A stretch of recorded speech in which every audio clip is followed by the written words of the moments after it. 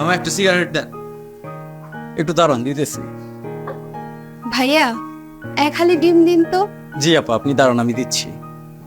আমি আগে আসলাম, অথচ ওনারে আপনি আগে দিতেছে। আমার সিগারেটটা আগে দেন। ভাই আপনি দেখতেছেন, আপা চোখে দেখতে পান না। ওনাকে এক হালি ডিম আগে দিয়ে দিই, তারপর আপনাকে দিচ্ছি। একটু দাঁড়ান, দিচ্ছি আপা।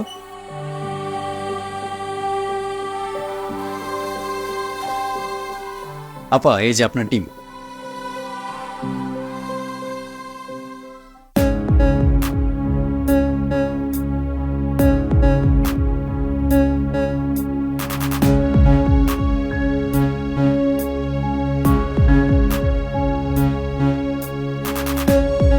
আপা এই যে নিন আপনার টাকা।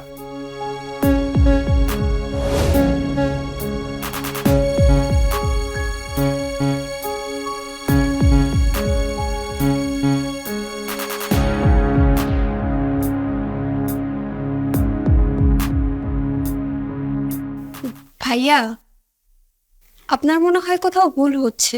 আমি তো আপনাকে 100 টাকার নোট দিয়েছি, আপনি মনে হয় বেশি টাকা ফেরত দিয়েছেন। কই না তো আপা, আপনি তো আমাকে 500 টাকা দিছেন। 50 টাকা হচ্ছে ডিমের দাম, আর বাকি 450 টাকা তো আমি আপনাকে ফেরত দিছি। ভাইয়া আপনি কি শিওর যে আমি আপনাকে 500 টাকা দিয়েছি? আপা আপনি কি যে বলেন না, আপনি 500 টাকা দিছেন বলেই তো আমি আপনাকে 450 টাকা ফেরত দিছি। সেদে সেদে কেউ কি লস করতে চায় আপনি বলেন? ঠিক আছে ভাইয়া, থ্যাংক ইউ। জি আপা, আবার আসবেন।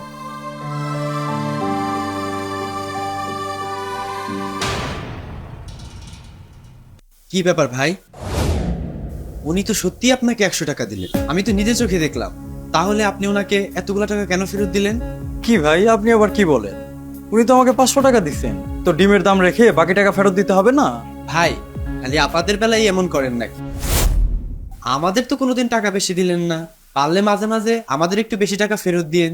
ভাই আপনি এসব কেন বলতেছেন আমি কিন্তু ঠিক বুঝতেছি না। আপনি কি হিসাব জানেন না, নাকি টাকার নোট চিনেন না?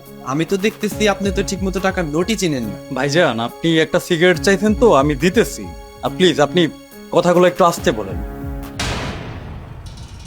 কেন ভাই, আমি কি ভুল কিছু বললাম? আপনার এই কথাগুলা যদি উনি শুনতে পান তাহলে উনি খুব কষ্ট পাবেন। আমি এখানে 5 মিনিট ধরে দাঁড়িয়ে আছি, আমি আপনার কাছে একটা সিগারেট চাইছি, আপনি আমাকে আগে না দিয়ে ওই আপাকে আগে দিলেন। কিন্তু আমি তো আমার নিজের চোখে দেখলাম আপনি ওনাকে বেশি টাকা ফেরত দিলেন। ঘটনা তো বুঝলাম না, আপনি এইভাবে সেদে সেদে নিজের ব্যবসায় লস কেন করতেছেন? আচ্ছা ভাই, আপনি কি ওই আপাটাকে চেনেন? না তো ভাই। কেন? আপনি যদি ওনাকে চিনতেন তাহলে হয়তো এমন কথা বলতে পারতেন না। কি হয়েছে না বললে বুঝবো কিভাবে? আমি আপনাকে দেখেই বুঝতে পারছি আপনি এই এলাকার না। যদি থাকতেন তাহলে নিশ্চয়ই এই আপাটাকে চিনতে পারতেন।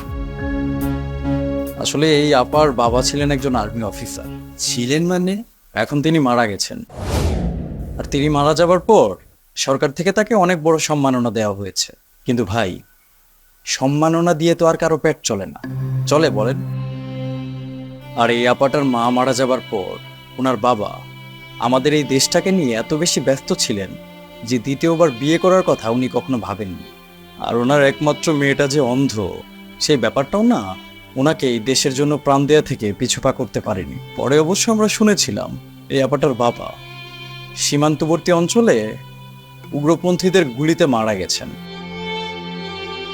এই আপাটাকে অবশ্য তার দাদি এতদিন দেখাশোনা করত, কিন্তু 2 মাস হয়েছে ওনার দাদিও মারা গেছেন। আহারে, মানুষের জীবন কি অদ্ভুত।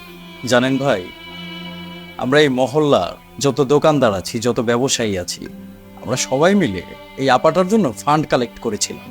তারপর সেটা তাকে দেওয়ার জন্য অনেক জোরাজুরি করেছি, কিন্তু তিনি না আমাদের এই টাকাটা নেন নাই।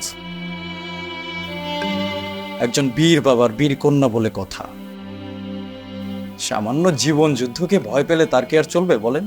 তাহলে ভাই এই মেয়েটার দিন চলে কিভাবে? আত্মীয় স্বজন তো কেউ নাই। আমি যতদূর জানি উনি এখন ছোট বাচ্চাদের টিউশনি করে নিজের খরচটা চালান। আহারে, মানুষের জীবন। এই এলাকার সবাই মিলে এই আপাটাকে সাহায্য করার অনেক চেষ্টা করেছি, কিন্তু তিনি না নেন নাই।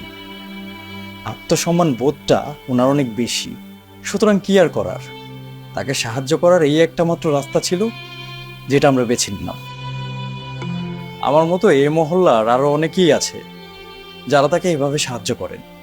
আমার কথা যদি আপনার বিশ্বাস না হয়, এই মহল্লার যে কোনো দোকানে আপনি যাবেন, যখন এই আপাটা যায়, গেলেই আপনি বুঝতে পারবেন। আপনি যেন কি বলতেছিলেন? আমি নাকি অঙ্কে কাঁচা। এখন আপনিই বলেন, আমি কি অঙ্কে কাঁচা, নাকি আমি ব্যবসায় লোকসান করতেছি? ভাই, আপনাদের না দেখলে বুঝতাম সমাজে এখনো ভালো মানুষ বেঁচে আছে।